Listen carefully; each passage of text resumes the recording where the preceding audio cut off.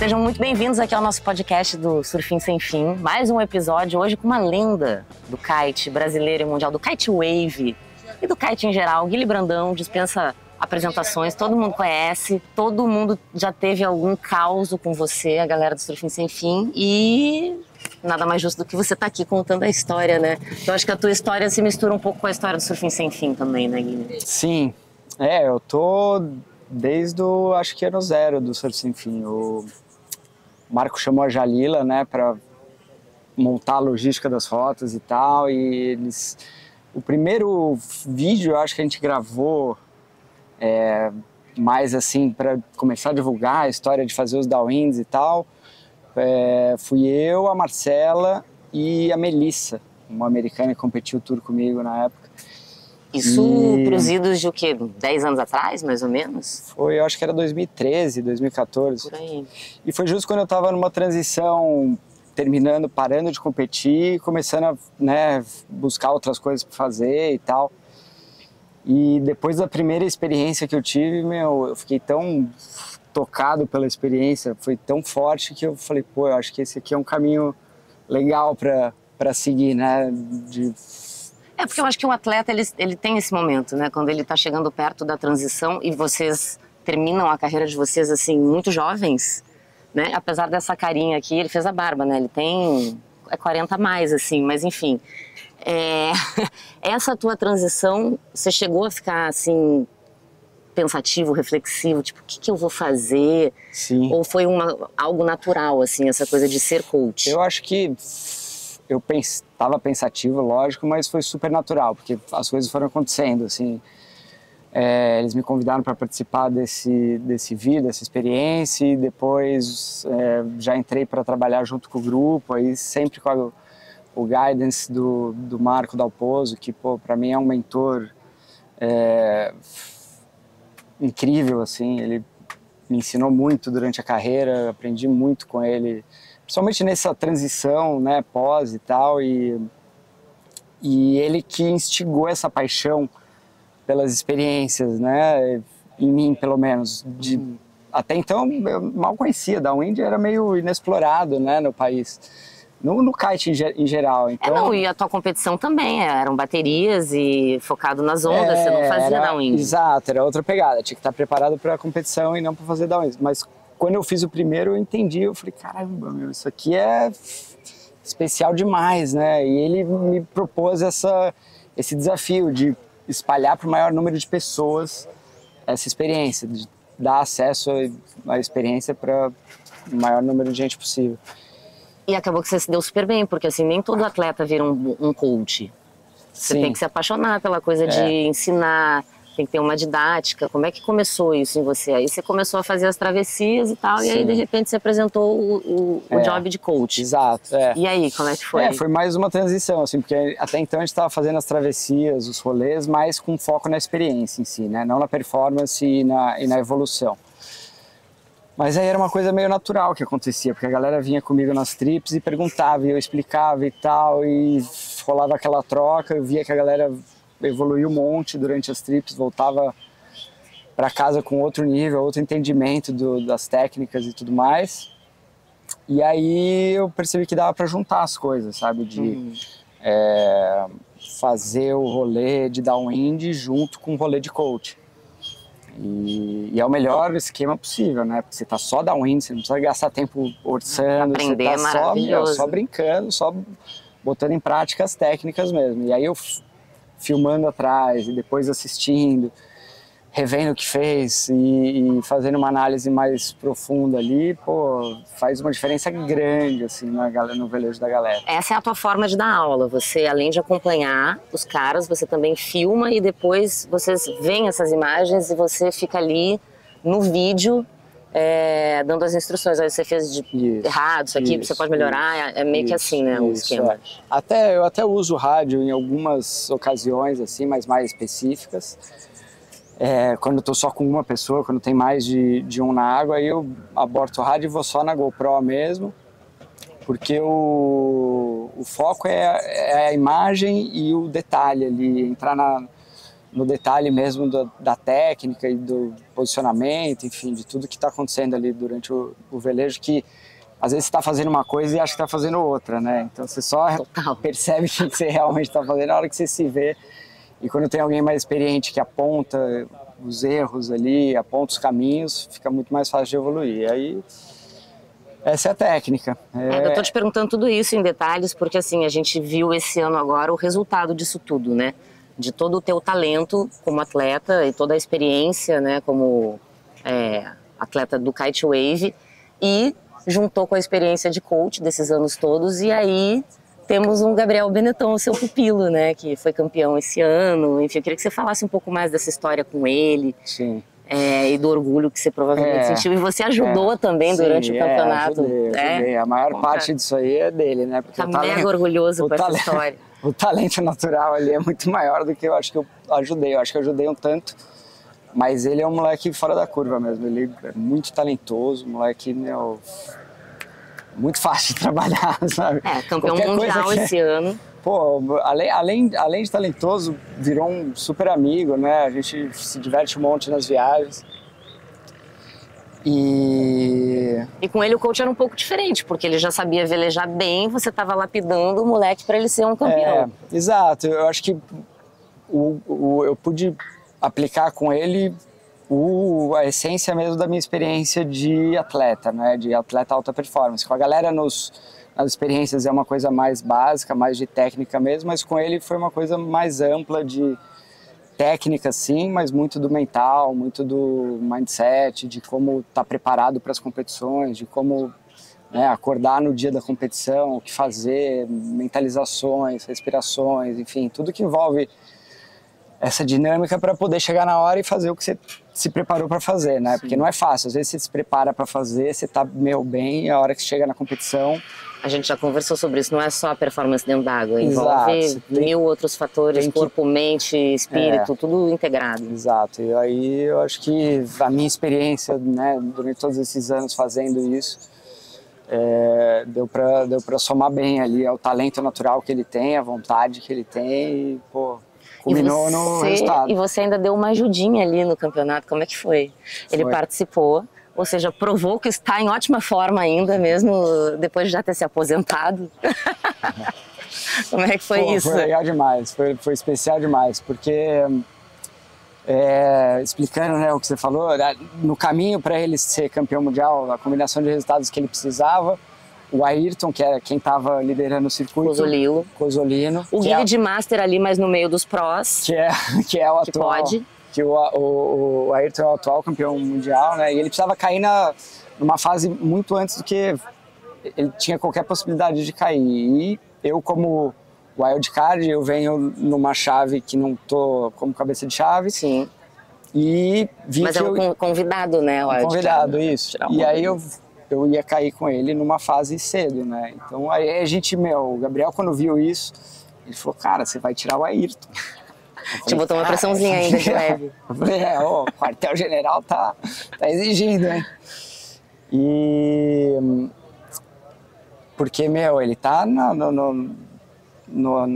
no ápice da forma dele, né? E eu já não competia faziam 10 anos, apesar de estar competindo em casa, que dá uma vantagem para mim, né? Porque conheço o lugar e tal. Mas é um ex-atleta com um atleta ainda.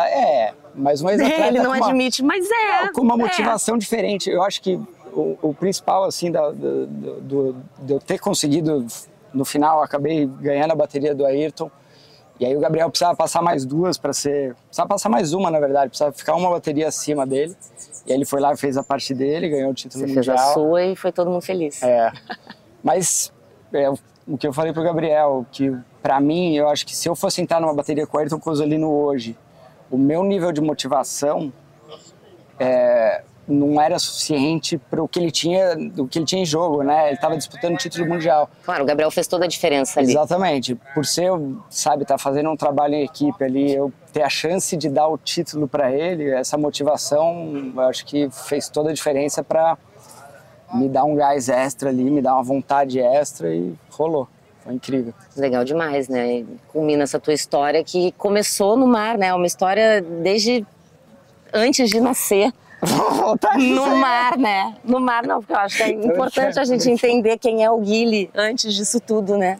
Pra gente poder entender mesmo o teu universo e por que é tão orgânico, tão fluida a tua relação com, Sim, com o mar e com o esporte e tudo mais. Você cria ali de Ilhabela e, enfim. Ilhabela, a capital da vela. Que, conte pra gente. Apesar de ser a capital da vela, não tem muito vento, né? É o melhor lugar de Cara, eu fui pra Ilhabela um dia e eu dei maior sorte, foi um dia épico, assim. Eu peguei um velejão. O talento, né? A sorte acompanha o talento. Tá, mas conta aí, foco na história que importa. Meus pais, eles fizeram a maravilhosa opção de mudar para Ilhabela um pouco antes de eu nascer. Eles são de São Paulo, capital. Eles são de São Paulo. E eu cresci lá. Eu fui para São Paulo para nascer, voltei para Ilhabela, bebê ainda.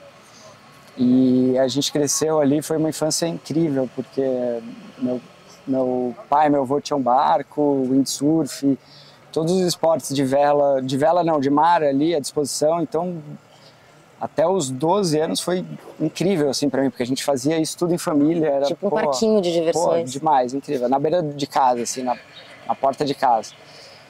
E quando meu avô morreu, eu tinha 12 anos, aí venderam barcos e tal, e eu tava já começando a surfar e eu fiquei super pilhado com o surf. Porque, né, precisava preencher aquela lacuna que ficou ali, de não ter mais o esqui, não ter mais o wind.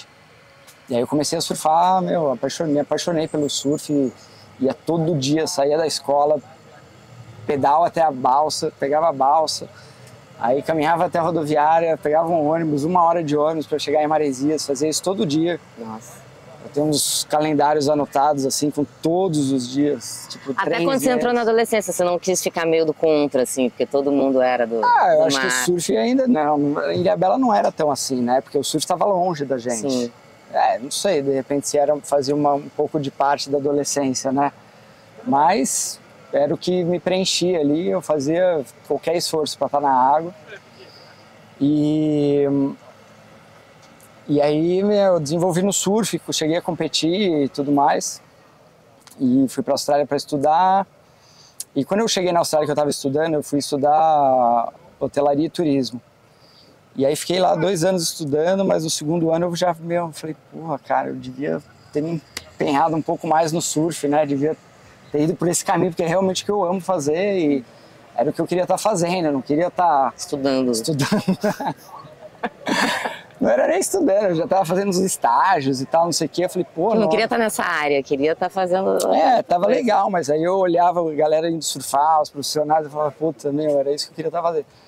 Hoje em dia é o que você faz, de certa forma, o turismo voltado para... Foi, no final juntou as duas coisas, exato, mas aí eu falei, pô, eu vou fazer uma última tentativa, eu tava com 20 na época. Falei, vou voltar para o Brasil, fazer uma última tentativa, me dedicar 100%, vou fazer 2 anos de dedicação, se não der... porque tu já estava meio velhinho para já estava passado, pro surf sim, pro surf eu já estava passado.